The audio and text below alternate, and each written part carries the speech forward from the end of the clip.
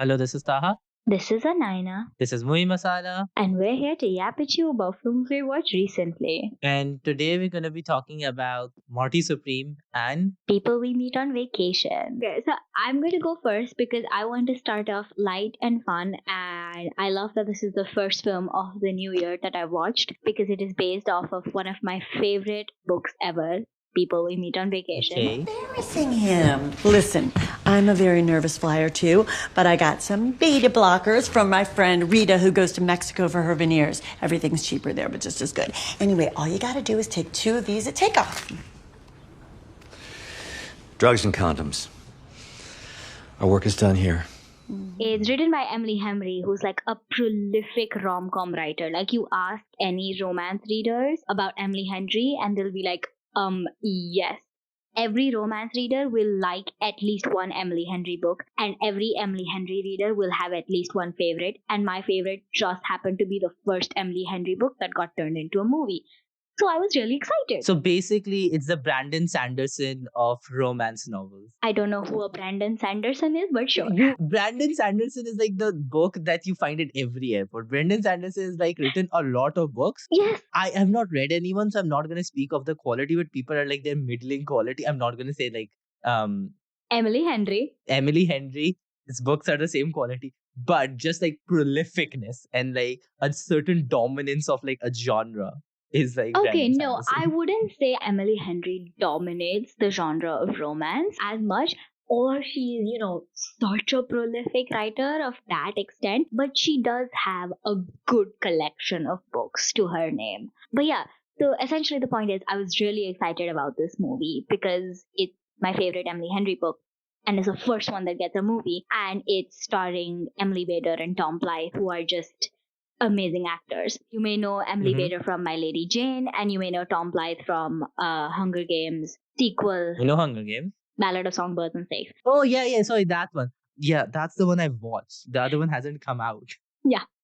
So you may know Tom Blythe from the Hunger Games Ballad of Songbirds and Snakes as a young President Snow. Oh, that guy. Yeah, so as like rom-com leads, I was very excited. And I'm just going to start off by saying I'm pleased. I am not disappointed by this book to screen adaptation, which, Yay. a win is a win, right? A win is a win. And I think this film kind of captures the essence of fun, light rom-coms really well, which is kind of the point of the books as well. Like, the books are also meant to be like a fun, cute, quick read. So I think it's quite a well-made film. It is directed by Brett Haley, who I think has done a few other films in a similar genre as well. I never heard of him before, but I think I kind of liked the direction he took. He's directed Looking for Alaska, another very acclaimed novel by John Green. Exactly. Okay, fair enough. He knows what he's doing. This is exactly the type of person you get. Exactly. This is the kind of person you want to kind of take your book and turn it into a film. But I will say though, I am not completely pleased with this film, and I'll get into why about that first, so that we can get the bad stuff out of the way. It was not nearly as long as it needed to be. And we rarely say this about films, especially, when they're already 2 hours long. Okay. Go on. Tell me more. Yeah, but I only say this because of the premise of the film, which is essentially these two best friends, Alex and Poppy, who make a pact in a miscellaneous year of college when they kind of meet each other after they kind of become friends-ish, to go on a vacation every summer. And that's when they'll meet up. No matter where they are in the world, no matter what stage of life they're in, they will meet up for a vacation for a week every year and anywhere in the world. This is people who knew they would have money growing up. Yes. And like a career which you would like go on. Which is really funny because Poppy essentially works at like a travel agency and she's a travel writer. She gets paid to be sent abroad. I understand. No, so she basically gets trips that are sponsored by her company for herself and Alex. Okay, fair Because enough. Alex, Fair enough. Perks of the job. Yeah, because Alex goes to grad school and then becomes a teacher. You don't have no money. Yeah, that's no money there. And also, taking time off and being a teacher is hard. Yeah. But yeah, so that's the premise of the film. And Alex and Poppy are like two complete opposites. Poppy is this really bright, vivacious, really excitable character. And Alex is really particular and needs things done a certain way. And, grumpy sunshine. But then when they're on vacation, they become different people. They become different people, they meet different people, they allow themselves to grow and do things they never thought they would, etc., etc., etc. And so their friendship strengthens and strengthens and strengthens. And, Mm-hmm. well, duh, but spoiler alert, they fall in love eventually. So the book is kind of set, and the movie follows this as well, with one chapter or one section being set in present day summer, where the other one, and then there are flashbacks to like 6 or 7 previous summer vacations that Alex and Poppy have taken to kind of build on their relationship together and see where it's going.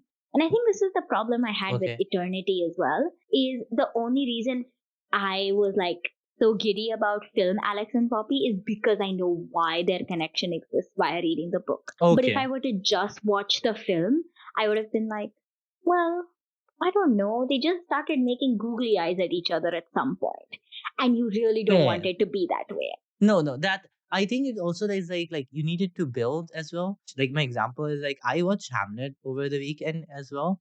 And Yeah, like Hamlet is literally 5 minutes in, is like Paul Mescal makes some eyes at Jesse Buckley, they kiss, and now they're madly in love. There's no build up. You're like, were they already dating? Like yeah, what but this was their first meeting? That does not feel like this. right, But it builds up. But it sells you it, or later on it like adds to it, and by the end you fully believe it. exactly.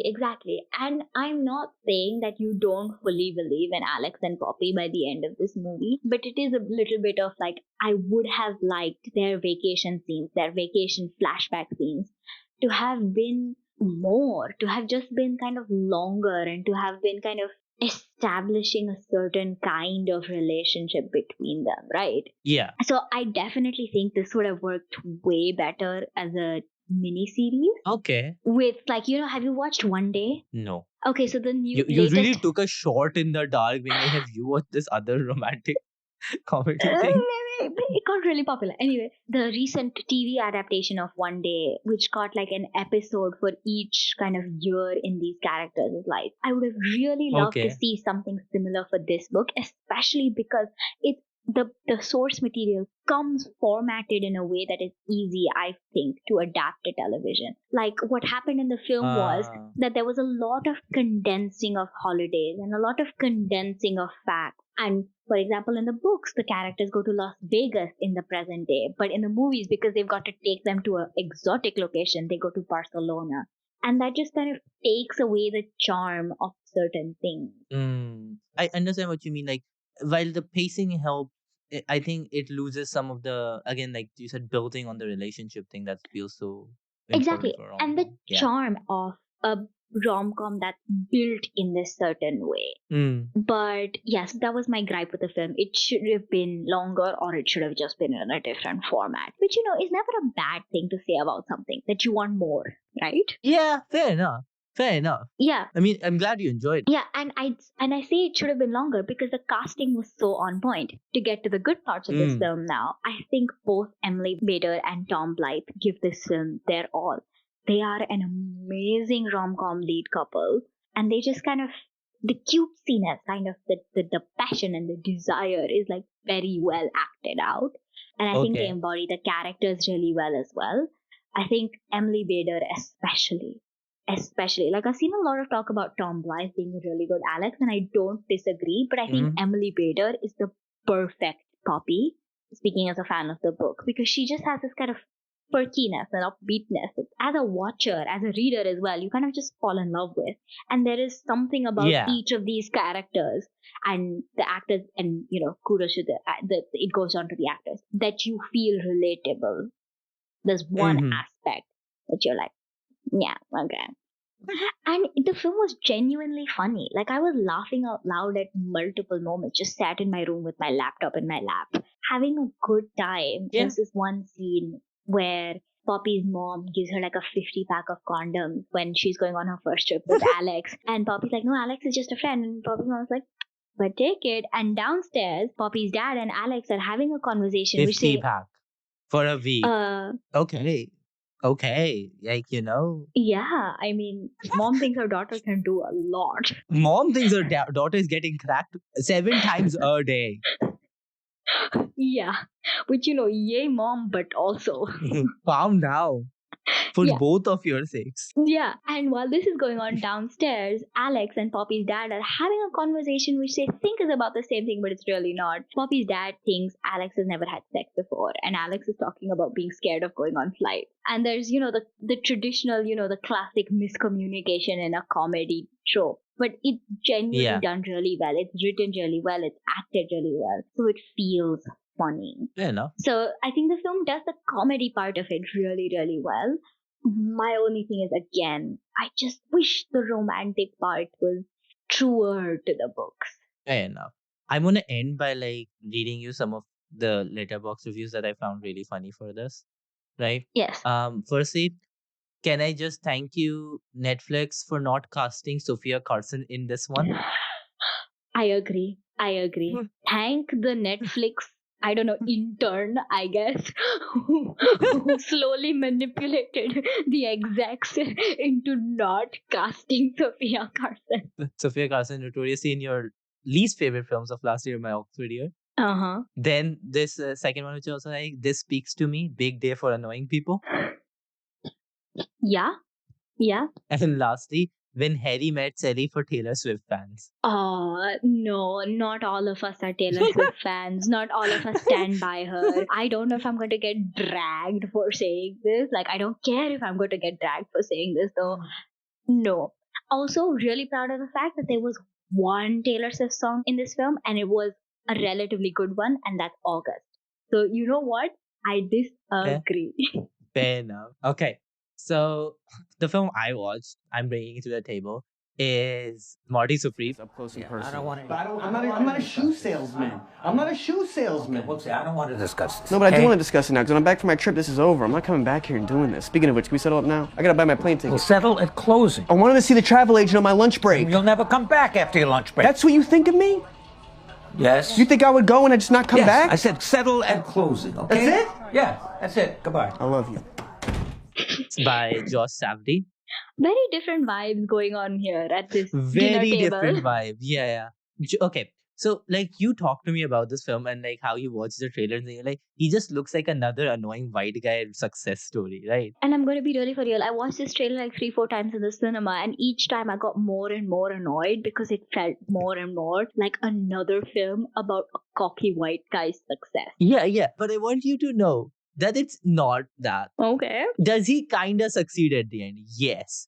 But it is very much so how I would describe it is like Josh Safdie kind of lures you in with like 30 minutes of a table tennis movie and then just throws you into this like not dark comedy, but like comedy tragedy of errors where it starts off as like a table tennis movie and then it just basically becomes uncut gems with the table tennis. That's a little bit strange because isn't this based off of a real guy? Kinda, I think it's very loosely based off a real guy, basically. I see. So Timothée Chalamet is just like most of the film is running around because he finds a solution, fucks up that solution, then fucks it up even harder, then tries to find a solution for that fuck up, finds a solution, fucks it, and that's like most of this movie. It's like genuinely halfway through, I was like, oh, so this is the Safdie brother who was largely responsible for Uncle James feeling as tense and like anxiety inducing that it is. Sure. I mean, it kind of cements my perspective on the Safdie brothers, which is Benny's the one I don't like and Josh is the one who's strange. But why do you not like Benny Safdie? I don't know. I just don't think I like his vibe very much, or like the vibe he brings to the chat. What? There's no reason. It's kind of how I feel about the Russo brothers as well. Like there's one I don't like and one I think is a little bit off. Which one do you not like? Wait, so one of them is also called Joe and the other one is called Anthony, right? Yes. Yeah, I don't like Anthony and I think Joe is a little bit off. Okay. I mean, again, I don't know about the Russo brothers, but I don't think the Russo brothers have made films each by themselves. They have, I think. Oh, I they think have. Anthony has one. I am not bothered to look it up. I know, fair enough. That's I don't okay. care. But like, I'm really interested about this film now because like Timothée Chalamet's Oh, yeah. like campaign for this has been intense, and I've heard like Oh, I've yeah, read yeah, some yeah. really strange things, including one's claim with I don't know if this is real or fake or not, but you might be able to testify having watched the film. Timothée Chalamet refused to get a butt double and chose to get spanked 40 times. And I was like, what is this film Oh. even about? Okay. So let me get into it. Okay. Yes. Basically, Timothy Chalamet plays this guy called Marty Mauser. And Marty Mauser, it's like set in the 1950s, New York, right? Concrete jungle where dreams are made of, you know? Uh, And basically, he is cocky. If you think no, he's more than cocky. Like, this is a guy who would annoy you in 3 minutes of speaking to him, right? And he's not meant to be a likable guy. you Okay, I'm glad. That's what makes the film go from like a tragedy in a sense of like this guy keeps failing to like this comedy of errors where he deserves it because he's the one who keeps fucking it up. So he's basically gets defeated at this championship for ping pong. Like comes second, and then after that is what the film sets up. Is basically there's a Japanese guy, and he basically wants to compete in the tournament to go back and have a rematch because he thinks he's gonna win this time. So he keeps like setting things up for himself, fucking them over because of his such incredible overconfidence, you could say, or just confidence maybe, Mm-hmm. or like just incredible like cockiness he has of like no, everyone in my life who is not with me 100% every single time and has even a minor concern is literally like pushing me back or like dragging me down. It's insane.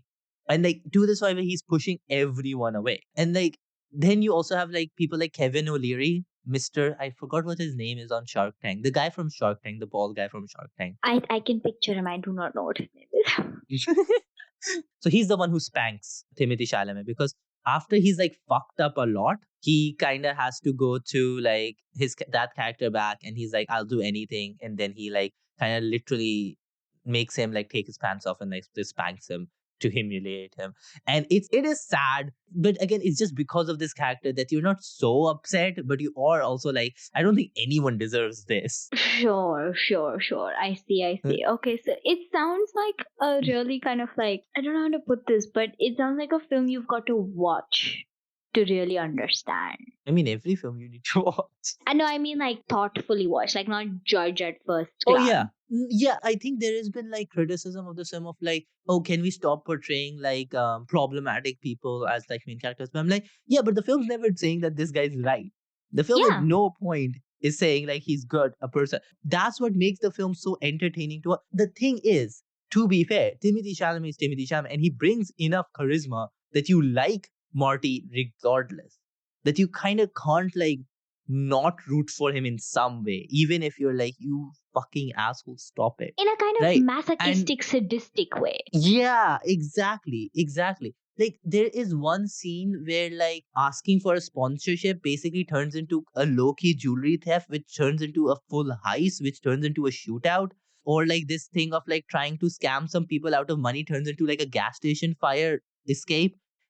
Every situation just escalates beyond his own because he again acts like he can win everything.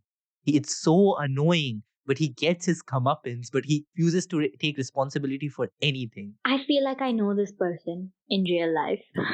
Like you would hate him in real life, and that's the point. No one really likes Morty. Like even people who like him learn to not like him. And so I want to talk about like two performers. Firstly, Gwyneth Paltrow is in this, and they kind of did like Gwyneth Paltrow. She plays this actress person, and honestly, there are a lot of like intimate scenes between Gwyneth Paltrow and Timothy Chalamet, and I was like, if you're Timothy Chalamet and you already being like, I want to be the greatest actor in the world, hooking up with Gwyneth Paltrow in a film, you gotta feel somewhat of like, I am on the right track. Yeah, I mean, Like Gwyneth Paltrow has a, but you know what I mean? It's like feels like a power trip. It feels like a power trip. it does. It really does, especially because of the context of the character playing and also the kind of persona Timothy Chalamet portrays in the public realm as well. Yeah, exactly. And also like someone who I really liked was Odessa Zion, who plays his like girlfriend kinda ish, like partner. It's a complicated relationship. Who's also really fun in this. And like one of the things I was like thinking about while doing this is like the ending of the film. Not to spoil too much, but the ending of the film I think has this final moment where for the first time he's emotional, like he starts crying, right? And I think a lot of people are like, is the film's trying to redeem him? But I think this is like the film at the end showing that it was all for nothing, really. Like I think this is the first time in his life he feels responsible and he feels guilt, Mm. and that's when the film goes like, even if he achieved what he wanted to, it feels so hollow. The film does come to like every sports movie needs to like a big match at the end. Sure. And that match is tense. It's good. But at the end, you do feel a little hollow. And I think that's what's really good about it. Because it shows this grind set that just kills you, that like takes away everything from you. While a film set in the 1970s, it's really about like the modern day grind and hustle and how it just like this reach for trying to get to this capitalistic thing just kills everyone around you and you yourself. For sure. So it doesn't feel like the film is trying to humanize Marty per se at the end, but just kind of embody this larger problem and kind of like hollowness within society. Yeah. At the end, I think that's what the film gets to is like, this was all for naught. Like, whatever Morty did, at the end, really did not matter much for what his life is going to become. So, yeah. And I think that's what I really, really enjoyed about this. There's also Tyler, the creator, who I think is really fun in this as well. It's very well acted. It's like very well directed as well. The film really, really just keeps you for like 2 hours and 30 minutes of a film. It is really fun that it's like anxiety inducingly keeps you close to it. I mean, I may have to watch it now. I think it's very worth it. And also this like Timothy Chalamet, he's been like last year as well, he was nominated for Bob Dylan and The Complete Unknown. Yeah. And like him going on the thing of like, I want to be the greatest actor. I want to be. And listen, hot take. I think that's fine. I think it's fine for him to big himself up because I don't think he does it while putting anyone down. He doesn't go like, I'm the only one who deserves to win. Exactly. He gives people their dues, which I think is a really respectful thing to do. And also, I wish more, actors did that instead of doing this kind of humble shtick if they're not actually humble. I'm not saying all actors have like inflated what they're not actually humble are, but a lot of actors do seem to have this like humble shtick going on. And I would much rather they be like Timothy Chalamet and be like, I want to be the best, like these people before me. And, I'm going to do whatever it takes to get that. I respect that. Exactly. Like he's just being like, I want to be the great, and you'll see me get there. Like, I think that's fine. And like, honestly, I'm happy that he won at the Golden Globes yesterday. Okay. I think he is in genuine contention for the Oscars. It is between him and like, also it's like very funny because it's between him, like this like young heartthrob type of guy, right? And then Leonardo DiCaprio for one battle after another. This old previous heartthrob guy. Yeah. Also, though, how do you feel about because this was like your best film of last year? How do you feel about him being up against Michael B. Jordan from Sinners? Oh, this is good. I think he does do more acting. Like in that sense, like again, okay. it's hard to like kind of really because they're so different like roles because Michael B. Jordan is acting twice in Sinners. He's playing twins. Yeah. Yeah. So he's also against Michael B. Jordan. But I think it's just because Michael B. Jordan is not the sole reason to watch Sinners. Sinners doesn't only revolve around Michael B. Jordan's character. There's like so many elements to it. It feels also like an ensemble. It feels like more stronger of an ensemble, even though like obviously the smokestack films are kind of in the center of it. But like Timothy Chalamet is fully like the backbone of this film. Like the way he plays the character, the way he's just like the energy he brings to the film is like so much responsible for what the film is. So I think his performance feels much more. There's so many things I could dig into of like it's also like the genre in which he's playing because people rarely get their dues for horror films. Like Toni Collette in Hereditary, people have like been like, that was one of the best performances of the year and like she just didn't get nominated because she was in horror. So there's also just that because of all of that. But yeah, I think I did like him better than I liked Leo in One Battle After Another. Because also again the same reason where I don't think Leo is the only part of One Battle After Another or like the backbone necessarily of all of the film. I think that film like Chase Infinity, Sean Penn and like Benicio del Toro all play a significant role in the film and like are significant. Well, Marty Supreme is mainly Timothy Chalamet. Got it. All right. I think I'll probably watch it before the Oscars just to kind of have a good taste, a good grasp of what's going on in the best actor category. But for sure, definitely sounds really interesting. So yeah, those were our thoughts. Thank you for tuning in. This podcast is produced solely by us with musical assets from Pixabay. If you enjoyed this, please do share it. See you again next time. Bye bye.